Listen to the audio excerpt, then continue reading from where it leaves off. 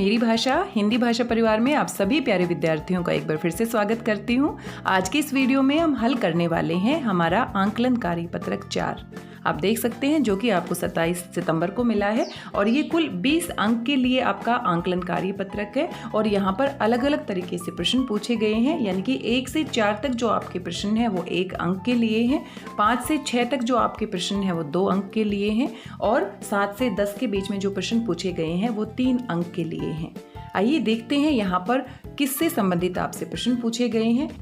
यहाँ पर एक पद्यांश दिया गया है, आपकी कविता की पंक्तियाँ दी गई हैं जो कि आप पहले ही पढ़ चुके हैं। और याद कीजिए ये जो पंक्तियाँ हैं कौन सी कविता से ली गई है, बिल्कुल सही, भगवान के डाकिए। और इसके कवि कौन है, रामधारी सिंह दिनकर।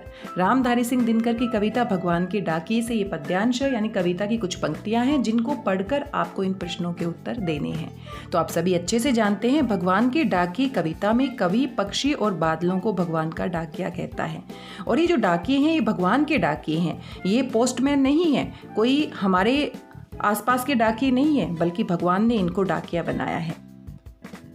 और ये भगवान के जो डाकिए हैं वो एक देश से दूसरे देश में जाते हैं, बिना रोक टोक के जाते हैं, एक महाद्वीप से दूसरे महाद्वीप में जाते हैं।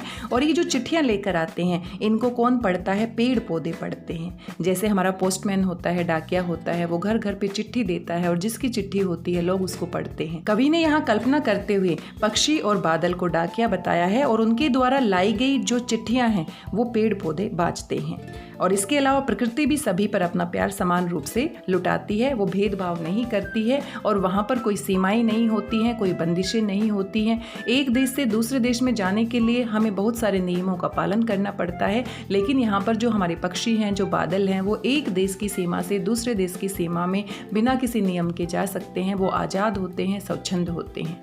आइए इन पंक्तियों को जल्दी से पढ़ लेते हैं, जैसा कि आप पहले ही जानते हैं इनके बारे में। पक्षी और बादल ये भगवान के डाकिए हैं।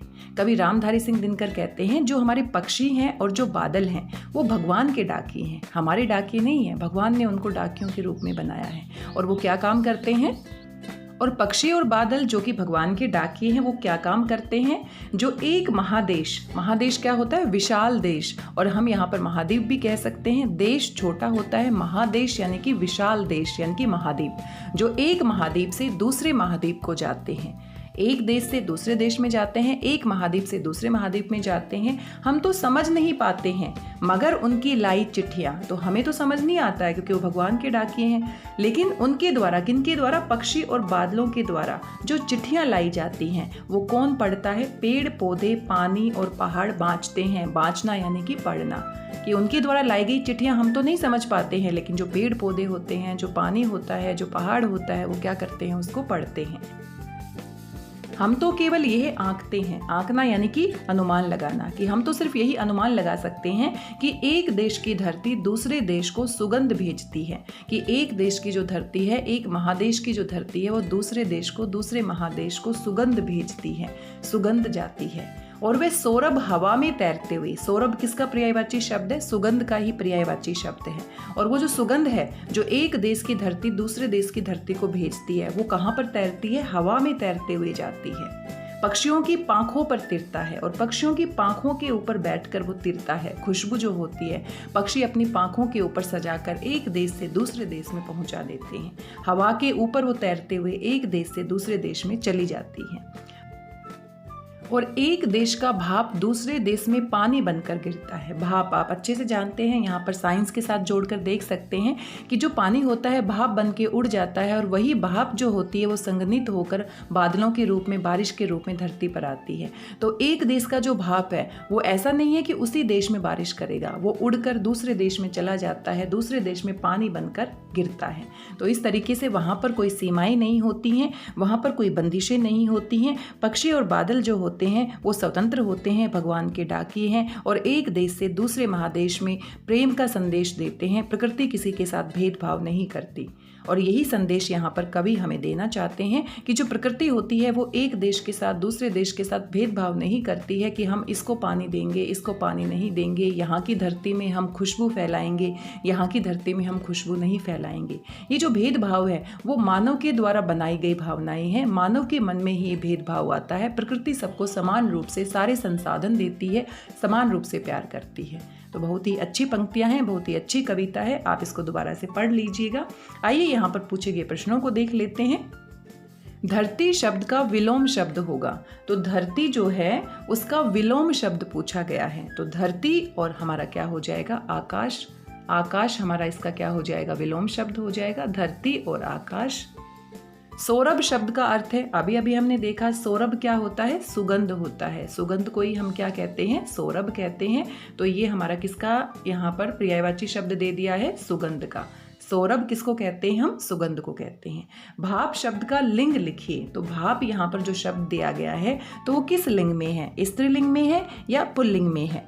तो भाप यहाँ पर क्या होती है, स्त्रीलिंग होती है, तो इसका लिंग क्या होगा, स्त्रीलिंग। भाप यानी कि स्त्रीलिंग।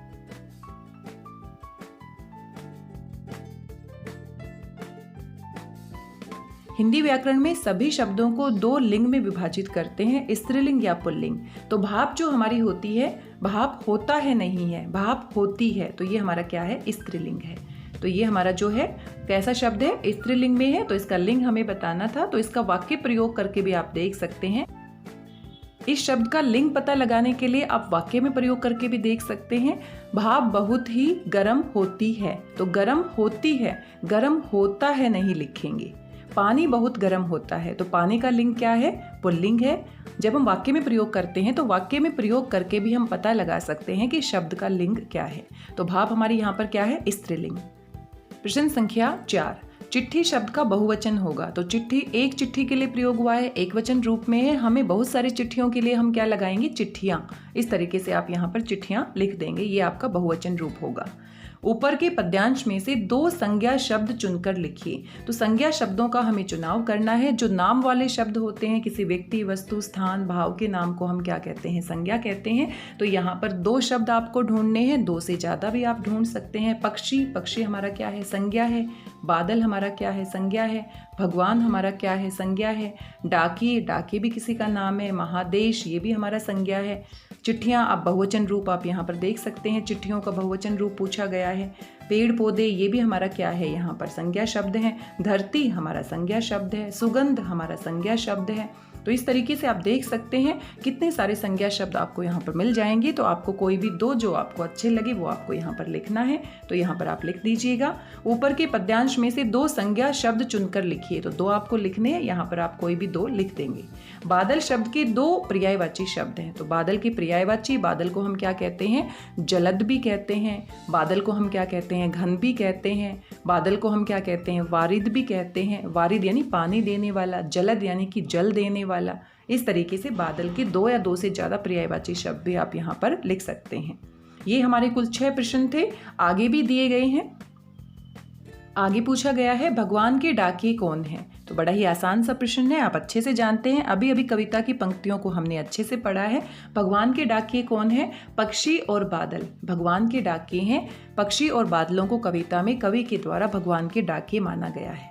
जिस तरह से हमारा जो डाकिया होता है वो पत्र एक स्थान से दूसरे स्थान पर पहुंचाता है, वैसे ही भगवान की जो डाकिये हैं पक्षी और बादल के रूप में क्या क्या पहुंचाते हैं, पानी पहुंचाते हैं, सुगंध पहुंचाते हैं, एक देश से दूसरे महादेश तक पहुंचाते हैं।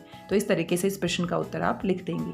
भगवान के डाकिये द्वारा लाई गई चिट्ठियाँ कौन बाँचता है, बाँचना यानी कि पढ़ना। कौन बाँचता है, पेड़ पौधे बाँचते हैं, पानी बाँचता है, पहाड़ बाँचता है। ये सभी पक्षी और बादल रूपी जो भगवान के डाकिये हैं उनके द्वारा लाई गई चिट्ठियों को क्या करते हैं, बाँचते हैं। हम केवल क्या आंकते हैं, आंकना यानी कि अनुमान लगाना।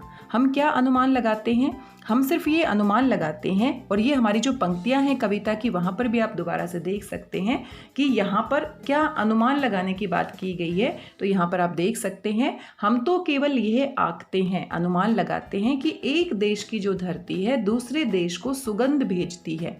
हम कैसा अनुमान लगाते हैं कि एक देश की धरती दूसरे देश को क्या भेजती है, सुगंध भेजती है।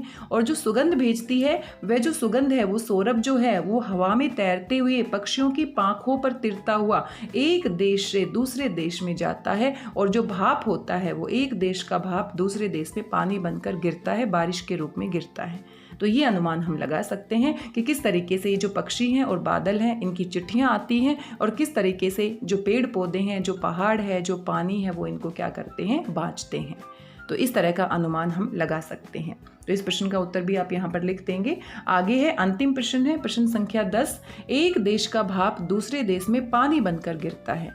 पंक्ति का अर्थ अपने शब्दों में लिखिए। तो अभी अभी हमने जाना कि एक देश का जो भाप है, एक देश का जो पानी है, वो भाप बनकर ऊपर आसमान में उड़ जाता है और जो बादल हैं वो एक देश से दूसरे देश में चले जाते हैं। तो एक देश का जो पानी था जो भाप बनकर ऊपर गया वो दूसरे देश में पानी बनकर गिर जाता है, यानी कि वो बारिश किस देश में करता है? दूसरे देश में, क्योंकि बादल एक देश से दूसरे देश में जाते रहते हैं। ऐसा तो नहीं है कि एक देश का बादल अपने ही देश में बारिश करेगा, वो दूसरे देश में जाकर भी बारिश कर सकता है, क्योंकि उनके पास कोई सीमाएं नहीं होती हैं। हम एक देश से दूसरे देश में जाते हैं तो बॉर्डर होता है, सीमा होती है, लेकिन भगवान के जो डाकिये हैं, जो बादल हैं, जो पक्षी हैं, उनके पास कोई बॉर्डर नहीं है, कोई सीमा नहीं है। वो एक देश से जो भाप आता है उसको दूसरे देश में पानी बनकर क्या कर देते हैं? बारिश कर देते हैं। इस पंक्ति के माध्यम से कवि ये भी कहना चाहते हैं कि प्रकृति किसी के साथ भेदभाव नहीं करती है।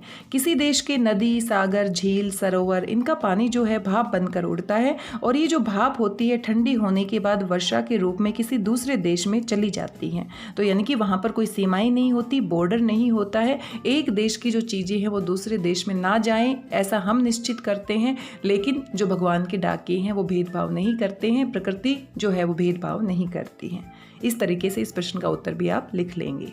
ये कुल हमारे 10 प्रश्न दिए गए थे, बड़े ही आसान थे और इन सभी को आप अच्छे से अभ्यास करेंगे।